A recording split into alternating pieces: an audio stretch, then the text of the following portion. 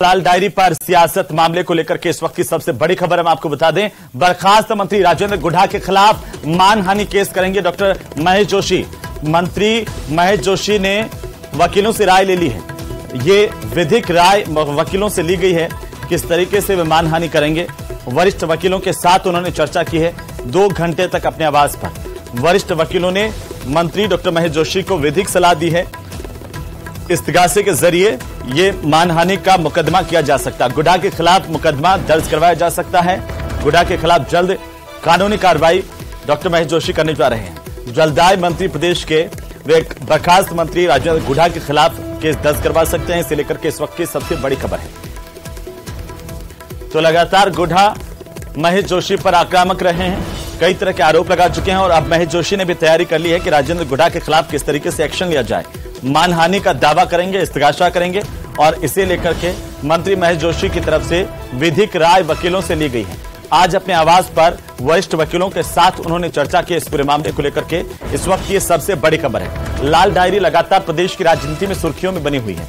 वहीं विपक्ष इस लाल डायरी को लेकर के उस वक्त के बाद से ही हमलावर है जब से राजेंद्र गुढ़ा ने आरोप लगाए और राजेंद्र गुढ़ा लगातार लाल डायरी को लेकर के प्रदेश के कई मंत्रियों पर, सरकार पर आरोप लगाते रहे हैं।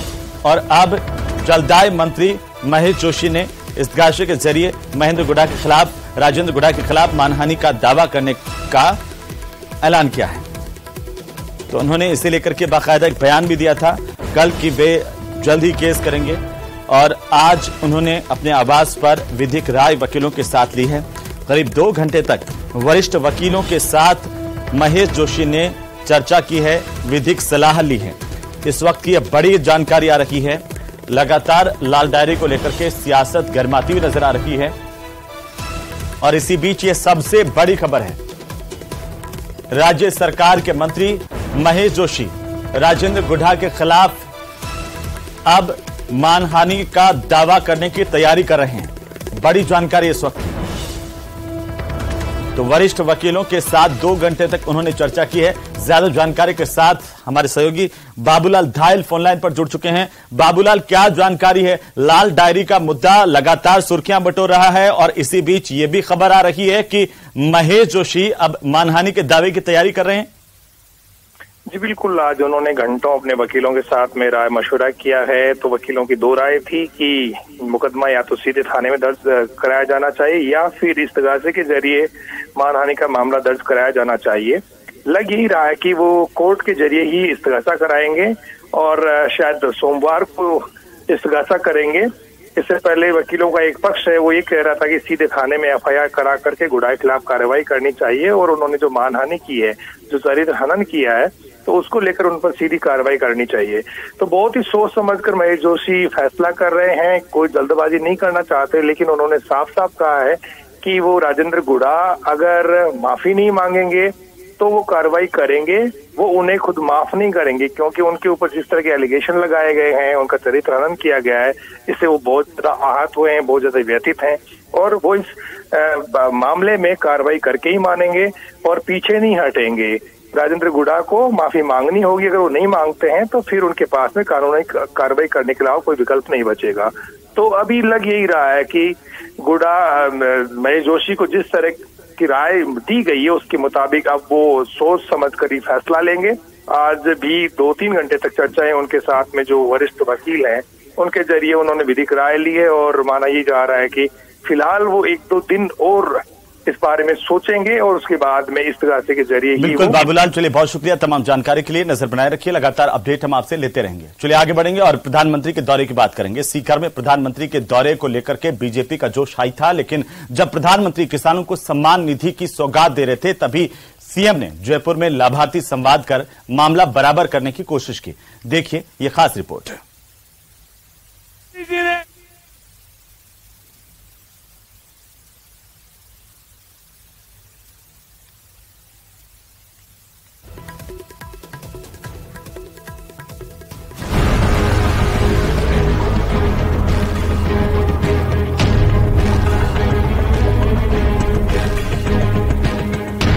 जैसे गांधी जी ने फिट इंडिया का मंत्र दिया था, वैसे ही आज का मंत्र है भ्रष्टाचार, क्विट इंडिया।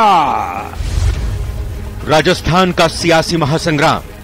राजस्थान के युवा काबिल है, समर्थ है, लेकिन यहां की सरकार उनके भविष्य को बर्बाद कर रही है।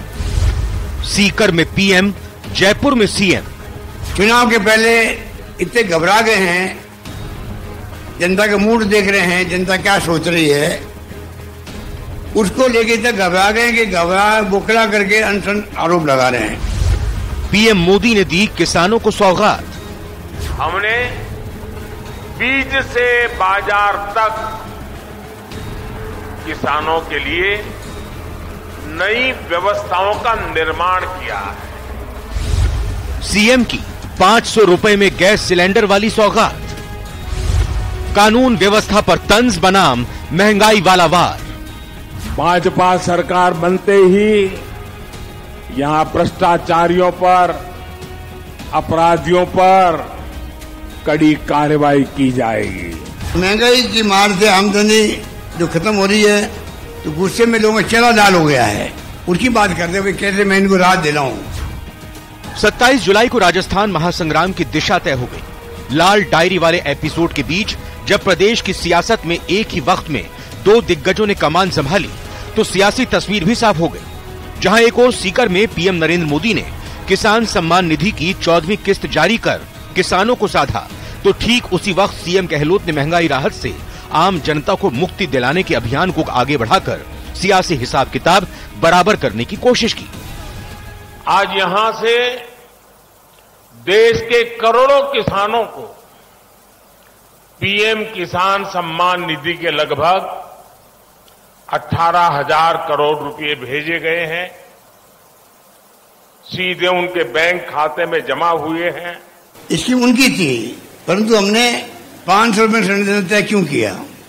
उनको खुशी होनी चाहिए प्राइम मिनिस्टर को। देश में एकमात्र राजस्थान राज्य है जिसने उस सिलेंडर को 500 रुपये में करने का साज किया है, ये कहना चाहता हूँ। दरअसल पीएम नरेंद्र मोदी ने सीकर से पूरे देश को किसान निधि योजना के तहत राशि हस्तांतरित की। किसानों को सम्मान निधि के 17,000 करोड़ रुपए की सौगात दी गई। आज यहां से देश के करोड़ों किसानों को पीएम किसान सम्मान निधि के लगभग 18,000 करोड़ रुपए भेजे गए हैं, सीधे उनके बैंक खाते में जमा हुए हैं।